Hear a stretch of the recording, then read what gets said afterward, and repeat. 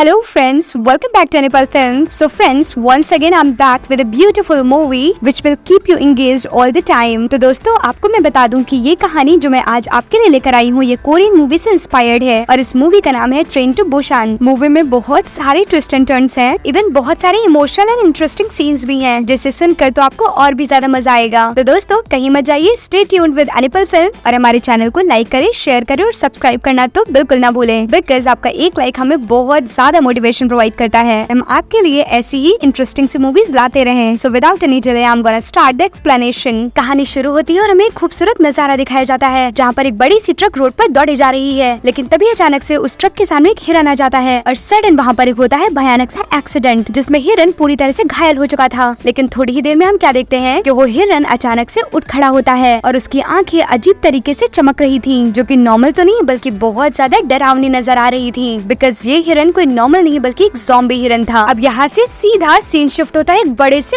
Office पर जिसका मालिक कोई और नहीं बल्कि सियोक हुक है। सियोक अपने काम में इतना बिजी रहता है कि वो तो खुद का भी ध्यान नहीं रख पाता and that is the reason कि अब उसकी वाइफ भी उसके साथ नहीं है क्योंकि वो उस पर भी ध्यान नहीं दे पाता था। और अब हम देखते हैं एक छोटी सी बच्ची को जिसका नाम सुआन है। सुआन सियोक की ही बेटी है और जिसकी कस्टडी के लिए सियोक अपनी वाइफ से फाइट कर रहा है। और आज सियोन का बर्थडे है, इसलिए सियोक यानी कि उसका फादर उसके लिए एक प्रेजेंट लेकर जाता है। लेकिन ये क्या, सियोन तो उस प्रेजेंट को देखकर बिल्कुल खुश नहीं थी और वो इसलिए क्योंकि उसके पिछले बर्थडे पर भी सियोक ने उसे यही गिफ्ट दिया था। और जब सियोन उसे बताती है कि यही गिफ्ट आपने पिछले बर्थडे पर दिया था और सेम इस बार भी, तो सियोक बहुत ज्यादा शेम फील करता है बिकॉज वो अपने शेड्यूल में इतना बिजी है कि उसे तो ये तक याद नहीं है कि उसे अपनी बेटी को कौन सा बर्थडे गिफ्ट देना चाहिए। तभी सियोन अपने फादर से कहती है कि आज मेरे बर्थडे पे मुझे मेरी माँ से मिलना है। अब सियोक के पास कोई और ऑप्शन नहीं था, इसलिए वो सियोन को उसकी माँ से मिलवाने के लिए हमें सर हिला देता है। अब दोनों निकल पड़ते हैं बुसान शहर की ओर। वो वहाँ जाने के लिए ट्रेन में चढ़ते हैं जहाँ पर ऑलरेडी बहुत सारे लोग मौजूद थे। ट्रेन में हमें बेसबॉल टीम के बहुत सारे प्लेयर्स दिखाए जाते हैं। इसी टीम में है एक लड़का जिसका नाम योंगुक है और साथ में है उसकी गर्लफ्रेंड जो कि इसी टीम की चीयर लीडर है और इस लड़की का नाम किमजी है। अब हम दो बूढ़ी औरतों को देख पाते हैं जो कि सिस्टर्स हैं। तभी यहीं पर हम एक अजीब से आदमी को देखते हैं जो कि होमलेस है। और अब हम यहाँ पर एक और आदमी को देखते हैं जिसका नाम सैंगहुआ है जो कि अपनी प्रेग्नेंट वाइफ के साथ उसी ट्रेन में मौजूद है। वो एक नॉर्मल वर्किंग इंसान है। अब ट्रेन वहाँ से निकलने ही वाली थी कि तभी एक लड़की सामने से दौड़कर ट्रेन में घुस जाती है और उसका पैर पूरी तरह से घायल था और उसे घायल देखकर कैप्टन उसकी मदद के लिए आगे बढ़ती और तुरंत ही मेडिकल टीम को कॉल करती है। लेकिन जब तक कि मेडिकल टीम वहाँ पहुँचती वो लड़की धीरे धीरे ज़ॉम्बी बन जाती है और देखते ही देखते वो उस कैप्टन को भी काट लेती है। और दूसरी तरफ हम सियोक को देखते हैं जिसके फोन पर एक कॉल आता है जहाँ पर उसका असिस्टेंट उसे बताता है कि पूरे शहर में भगदड़ मची हुई है, कुछ तो गड़बड़ चल रहा है। और तभी ट्रेन में ही लगी टीवी में सभी न्यूज देखते हैं कि शहर में चारों तरफ अफरा तफरी मची हुई है। लेकिन ये बात कोई नहीं जानता कि आखिर माजरा क्या है, क्योंकि किसी को भी ये नहीं पता कि बाहर भारी संख्या में ज़ॉम्बीज फैल चुके हैं। लेकिन तभी सियोक बगल वाली सीट पे देखता है तो देखता है उसकी बेटी वहाँ नहीं है, इसलिए वो उसे ढूंढने के लिए ट्रेन में आगे की ओर बढ़ जाता है। और दूसरी तरफ हम उस कैप्टन को देखते हैं जो कि इस वक्त ज़ॉम्बी में बदल चुकी थी और देखते ही देखते वो लड़की और कैप्टन मिलकर पूरी बेसबॉल टीम को काट कर ज़ॉम्बी में बदल देते हैं। अब ट्रेन के इस डिब्बे में भी भगदड़ मच चुकी थी। अभी हम सियोक को देखते हैं जो कि अपनी बेटी को ढूंढता हुआ दूसरे कंपाउंड में पहुंच चुका है और वहीं पर उसकी बेटी थी। लेकिन तभी उसकी नजर पीछे पैसेंजर्स पे पड़ती है जो कि इस वक्त ज़ॉम्बी बने हुए थे कि तभी एक ज़ॉम्बी उसकी बेटी को काटने ही वाला था। सियोक जल्दी से अपनी बेटी को उठाकर वहाँ से दूसरे कंपाउंड की ओर भागने लगता है, लेकिन जब वो पीछे मुड़कर देखता है तो अभी भी ज़ॉम्बीज उसके पीछे पड़े हुए थे। सियोक बहुत ही मुश्किलों के बाद अपनी बेटी को लेकर एक सेफ कंपाउंड में पहुंच चुका था जहाँ के लोग अब तक तो सुरक्षित थे। सियोक अंदर पहुंचकर तुरंत ही गेट को लॉक कर देता है और वहाँ मौजूद पैसेंजर्स को इस बात से अवेयर कर देता है। लेकिन वही सैंगहुआ अपनी प्रेग्नेंट वाइफ को लेकर उसी कंपाउंड के बाहर आ जाता है। वो डोर को खटखटाने लगता है। सियोक इधर सोच में पड़ा था कि डोर को खोलना चाहिए या नहीं, लेकिन तभी सैंगहुआ के पीछे बहुत सारे ज़ॉम्बीज आ रहे थे। इससे पहले कि ज़ॉम्बीज उसे पकड़ पाते सियोक डोर खोलकर तुरंत ही सैंगहुआ और उसकी वाइफ को अंदर कर लेता है। सैंगहुआ सियोक का कॉलर पकड़ लेता है क्योंकि वो उससे बहुत नाराज हो रहा था कि तुमने टाइम पर गेट क्यों नहीं खोला और अगर तुमने थोड़ी भी देर और की होती तो हम मारे जाते। फिर ट्रेन में एक अनाउंसमेंट होती है जहाँ पर हमें ये पता चलता है कि ट्रेन एक स्टेशन को छोड़कर दूसरे स्टेशन पर रुकने वाली है क्योंकि वहाँ पर बहुत सारी मिलिट्री टीम आने वाली है जो कि सारे पैसेंजर्स को सेफ जगह पर ले जाएगी। सियोक रिचमैन था इसलिए उसकी पहुंच ऊपर तक थी। वो तुरंत ही अपने सीनियर को कॉल करता है और ये कंफर्म करने की कोशिश करता है कि क्या अगले स्टेशन पर उतरना सेफ रहेगा। वे सीनियर सियोक को बताता है कि वहाँ उतरना पूरी तरह से सेफ रहेगा क्योंकि मिलिट्री तुम्हें तुम्हारी बेटी के साथ क्वारंटाइन कर देगी। लेकिन सियोक क्वारंटाइन होना नहीं चाहता था, इसलिए वो उससे कहता है कि मुझे कोई और रास्ता बताओ। तब उसका सीनियर उसे बताता है कि ठीक है, तुम मेन गेट से ना उतर कर पीछे वाले गेट से उतरना और वहाँ पर मेरे आदमी तुम्हें पिक करने के लिए खड़े रहेंगे। अब सियोक चैन के सांस लेता है। अब ट्रेन स्टेशन पर पहुँच चुकी थी। जैसी ट्रेन रुकती है सभी लोग भागकर उतरने लगते हैं, लेकिन ये क्या, चारों तरफ तो सन्नाटा नजर आ रहा था। इवन एक भी मिलिट्री का आदमी वहाँ नहीं मौजूद था, जिसे देखकर सभी हैरत में थे। अब सारे पैसेंजर्स मेन गेट से उतरते हैं, लेकिन सियोक अपनी बेटी को लेकर पीछे के गेट से आ जाता है और उसके पीछे पीछे वही होमलेस आदमी भी था क्योंकि उसने सियोक की सारी बातें सुन ली थी। अभी सियोन अपने फादर से कहती है, क्या हम सबको नहीं बचा सकते? इस पर सियोक कहता है कि अभी सिर्फ अपने बारे में सोचने का टाइम है, क्योंकि अगर हमने ज्यादा दूसरों के बारे में सोचा तो हम मारे जाएंगे। और सियोक की ये बातें सुनकर सियोन थोड़ा सा नाराजगी जाहिर करती है। सियोक अपने बेटे के साथ वहीं खड़े होकर अपने आदमियों का इंतजार करने लगता है। वहीं दूसरी तरफ हमें मेन गेट को दिखाया जाता है, जहाँ पर मिलिट्री वाले तो थे, लेकिन वो सभी ज़ॉम्बी में बदल चुके थे। उनको ऐसे रूप में देखकर पैसेंजर्स में भगदड़ मच चुकी थी। सभी डर के मारे अपनी जान बचाने के लिए भाग रहे थे। इधर सियोक क्या देखता है कि उसके आदमी तो अभी तक नहीं आए, बल्कि मिलिट्री जो कि ज़ॉम्बी बन चुके थे वो अब दूसरे रास्ते पर भी पहुंच चुके थे। और जैसे सियोक ये मंजर देखता है उसके होश उड़ जाते हैं। वो तुरंत अपनी बेटी को बचाकर वहाँ से भागने लगता है। अब जल्दी से बचे हुए लोग अंदर आकर प्लेटफॉर्म का गेट तो बंद कर लेते हैं, लेकिन बाहर अभी भी ज़ॉम्बीज़ गेट को तोड़ने की कोशिश कर रहे थे। कुछ लोग जल्दी से ट्रेन की तरफ भागते हैं, लेकिन ट्रेन में अभी भी कुछ ज़ॉम्बीज़ मौजूद थे। अब ट्रेन में सेफली चढ़ने के दौरान सभी लोग यहाँ अपने पार्टनर से बिखर जाते हैं, यानी कि सभी अलग अलग कंपाउंड में पहुंच चुके थे। यहाँ तक कि दो बूढ़ी बहनें भी अलग हो चुकी थी और सियोक भी अपनी बेटी से अलग हो चुका था। लेकिन जिस कंपाउंड में ये लोग चढ़े थे वहाँ पर अभी भी ज़ॉम्बीज़ मौजूद थे, तो इसीलिए अपनी जान बचाने के लिए ये सभी बाथरूम में छुप जाते हैं। तभी एक आदमी कैप्टन को कॉलर पकड़ता है और कहता है जल्दी से ट्रेन आगे की तरफ भगाओ। लेकिन तभी जिन्ही कहती है कि मेरे बेसबॉल फ्रेंड्स अभी भी बाहर ही मौजूद हैं, हमें उन्हें बचाना चाहिए। उसके ये बातें सुनकर सभी उसे ताना देने लगते हैं और कहते हैं अगर हमने उन्हें बचाने की कोशिश की तो हम भी मारे जाएंगे। और अब ट्रेन चल चुकी थी, तो जिस प्लेटफॉर्म पे सैंगवॉक और सियोन मौजूद थे, अचानक से सारे ज़ॉम्बीज़ उस प्लेटफॉर्म के दरवाजे को तोड़ देते हैं। और ज़ॉम्बीज़ को अपनी तरफ आता देखते ही सभी लोग ट्रेन में चढ़ने के लिए भागने लगते हैं। तो फाइनली बचते बचाते ये एक सेफ कंपाउंड में पहुंच चुके थे। योंगुक जल्दी से अपनी गर्लफ्रेंड जिनी को कॉल लगाता है और वो रोते हुए उसे बताता है कि हमारे सारे दोस्त मारे गए। वो जिनी से पूछता है कि आखिर तुम किस कंपाउंड में हो, मैं वहाँ तुम्हें बचाने के लिए आ रहा हूँ। दूसरी तरफ सैंगुआ भी अपनी प्रेग्नेंट वाइफ को कॉल करता है और उससे बात करने की कोशिश करता है, लेकिन उसका फोन तो श्रेयान उठाती है। वो उसे बताती है कि जिस कंपाउंड में वो लोग हैं वहाँ पर बहुत सारे ज़ॉम्बीज़ हैं और हम सभी ज़ॉम्बीज़ से बचने के लिए टॉयलेट में छुपे हुए हैं। उसी पर वो बताती है कि हम सभी कंपाउंड नंबर 13 में हैं। लेकिन इधर सैंगुआ, सियोक और उसके साथी कंपाउंड नंबर 9 में थे। अब इन्हें तय करनी थी जर्नी कंपाउंड नंबर 9 से कंपाउंड नंबर 13 की, जिसके बीच में बहुत ज्यादा खतरा था। इन सबको भी इस बात का अंदाजा था कि पता नहीं ये सुरक्षित वहाँ तक पहुँच भी पाएंगे या नहीं, लेकिन ये सभी हिम्मत नहीं हारते। ये ज़ॉम्बी से लड़कर किसी भी हाल में अपने लोगों तक पहुँचना चाहते थे। और जैसे ही ये नेक्स्ट कंपाउंड में पहुँचते हैं, यहाँ ज़ॉम्बीज़ और इन लोगों के बीच जोरदार फाइटिंग होती है। फाइनली इन लोगों ने ज़ॉम्बीज़ को परास्त कर दिया था और अब ये पहुँच चुके थे दूसरे कंपाउंड की ओर, जहाँ पर पूरी बेसबॉल की टीम मौजूद थी। और योंगहू अपने दोस्तों को देखकर काफी ज्यादा इमोशनल हो जाता है, बिकॉज उसके सारे दोस्त ज़ॉम्बी बन चुके थे। अब ये सभी लड़ने की तैयारी कर ही रहे थे, भी एक टनल आ जाती है जहाँ पर चारों तरफ अंधेरा छा जाता है। और सियोक क्या नोटिस करता है कि ज़ॉम्बीज़ को अंधेरे में कुछ भी नहीं दिखाई दे रहा, तो इसीलिए वो बिना मारपीट किए बड़ी ही चालाकी से अंधेरा रहते उस कंपाउंड को क्रॉस करके दूसरे कंपाउंड में आ पहुँचते हैं। लेकिन अगले कंपाउंड में ज़ॉम्बीज़ इतने ज्यादा थे कि उनसे लड़ पाना मुश्किल था कि तभी सियोक के दिमाग में एक आइडिया आता है। सैंगुआ से उसका फोन मांगता है, कंपाउंड में आगे की ओर फेंक देता है। फिर वो अपने फोन से सैंगुआ के फोन पर कॉल करता है और रिंगटोन बजते ही सारे ज़ॉम्बीज़ रिंगटोन की आवाज की तरफ भागते हैं। और तभी आ जाती है दूसरी अंधेरी टनल और ये सभी बड़ी ही चालाकी से अंधेरे का फायदा उठाते हुए पहुंच जाते हैं तीसरे कंपाउंड में। और फाइनली अब ये पहुंच चुके थे कंपाउंड नंबर 13 में, जहाँ पर सियोक अपने बेटे से मिलता है और बहुत ज्यादा खुशी महसूस करता है। दूसरी तरफ सैंगुआ भी अपनी वाइफ से मिलकर बहुत खुश था, लेकिन इससे पहले ये और लोगों से मिल पाते कि तभी अंधेरा खत्म हो जाता है और ज़ॉम्बीज़ इन्हें देख लेते हैं और इन पर हमला करने के लिए आगे दौड़ते हैं। जैसे वो बढ़ना शुरू करते हैं, एक बार फिर से ये सभी लोग अपने आप को बाथरूम में लॉक कर लेते हैं। तभी सियोक ये प्लानिंग करता है कि नेक्स्ट अंधेरी टनल कितने मिनट के बाद आएगी। योंगुक बहुत ज्यादा परेशान था क्योंकि वो अभी जिंदगी से नहीं मिल पाया था। वो तुरंत ही उसे कॉल करता है और उससे कहता है कि तुम बिल्कुल परेशान मत होना, क्योंकि मैं जल्द ही तुम्हारे पास पहुंचने वाला हूँ। वो वहाँ मौजूद सबको बताती है कि मेरे दोस्त आने वाले हैं और हमें ये गेट खोलना होगा। इस पर वहाँ मौजूद एक आदमी उस पर भड़क जाता है। वो उससे कहता है कि मैं ऐसा नहीं होने दूंगा। वो कहता है इतने कंपाउंड क्रॉस करने के बाद क्या पता वो लोग भी इन्फेक्टेड हो चुके हों, हमें ये रिस्क बिल्कुल नहीं लेना चाहिए। वो वहाँ मौजूद सारे लोगों को भड़काने लगता है, लेकिन जिन ही सबसे रिक्वेस्ट करने की कोशिश करती है कि वो उनके दोस्तों के लिए गेट खोल दे। ये सब कुछ चल ही रहा था कि फाइनली एक और टनल आ जाती है और चारों तरफ अंधेरा छा जाता है। ये सभी मौके का फायदा उठाकर तुरंत ही बाथरूम से निकलते हैं और दूसरे कंपाउंड की ओर भागते हैं। लेकिन ये क्या, अभी ये लोग आधे ही रास्ते में पहुंचे थे कि ट्रेन अंधेरी टनल से बाहर निकल आती है और उजाला होते ही ज़ॉम्बीज़ इनके पीछे पड़ जाते हैं। जैसे ये लोग भागकर कंपाउंड तक पहुंचते हैं, वहाँ का गेट बंद था। योंगुक गेट खुलवाने की कोशिश करता है। दूसरी तरफ सियोक और योंगहुआ ज़ॉम्बी से लड़ने की कोशिश कर रहे थे, वो उन्हें दूर भगा रहे थे। वो बूढ़ी औरतें स्वांगहुआ की वाइफ ये सारा मंजर देखकर सहम जाते हैं। वो छोटी बच्ची सियोन भी काफी डरी हुई है।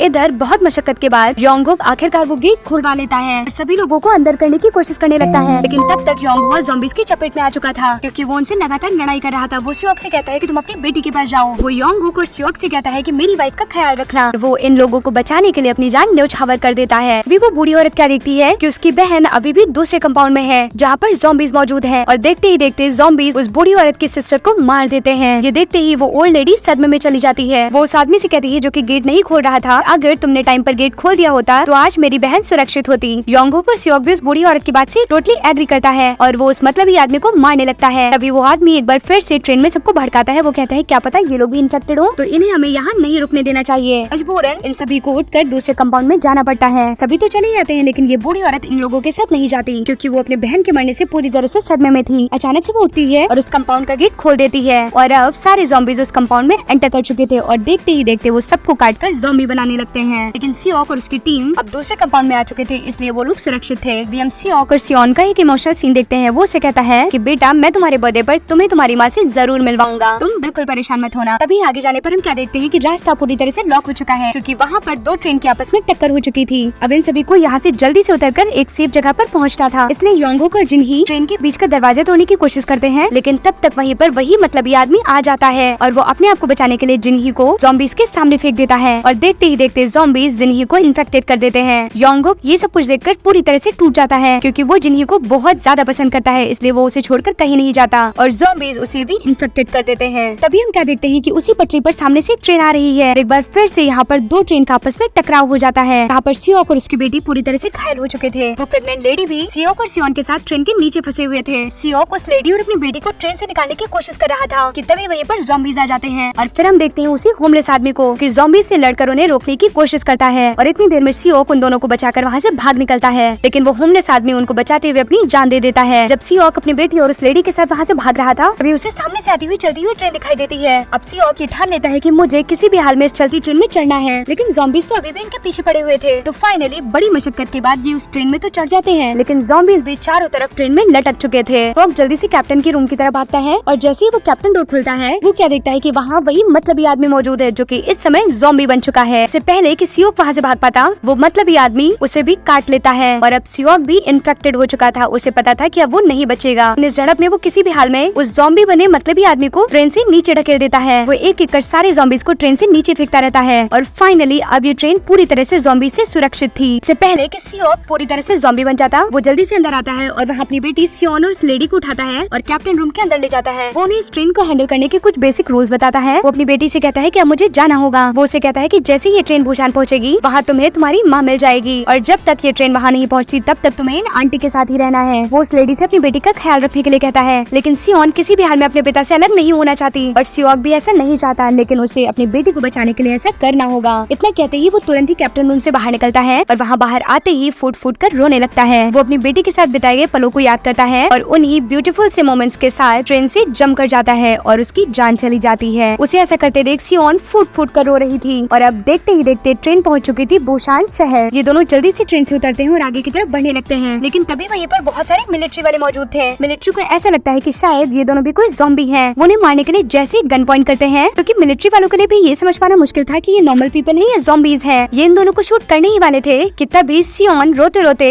वही गाना गाने लगती है जो वो पहले अपने पिता को सुनाया करती थी, और उसकी इतनी प्यारी सी आवाज सुनकर ये मिलिट्री वाले ये समझ जाते हैं कि ये दोनों ज़ॉम्बीज नहीं बल्कि एक नॉर्मल इंसान है। तो फाइनली अब मिलिट्री टीम इन्हें बचा लेती है और इन्हें इनकी मंजिल तक पहुंचा देती है, और इसी इमोशनल सीन के साथ ये मूवी यहीं पर एंड हो जाती है। तो फ्रेंड्स, ये मूवी आपको कैसी लगी हमें ये कमेंट सेक्शन में जरूर बताएं। हम आपके लिए ऐसी ही इंटरेस्टिंग स्टोरीज लाते रहें। इसके लिए हमारे चैनल को लाइक करें, शेयर करें और सब्सक्राइब करना तो बिल्कुल ना भूलें। Thank you for watching the video.